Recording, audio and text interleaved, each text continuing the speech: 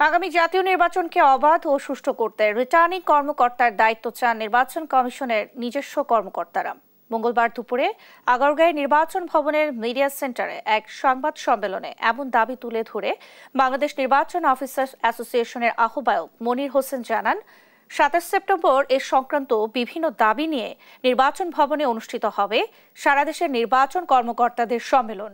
তিনি আরও বলেন, অবাধ, সুষ্ঠু ও নিরপেক্ষ নির্বাচন নিশ্চিতে কমিশনকে সুপারিশ দেওয়া হয়েছে, যা আমলে নিয়ে নির্বাচনী ব্যবস্থার সংস্কার কমিশনের পক্ষ থেকেও ভালো নির্বাচনের জন্য সুপারিশ করা হয়েছে।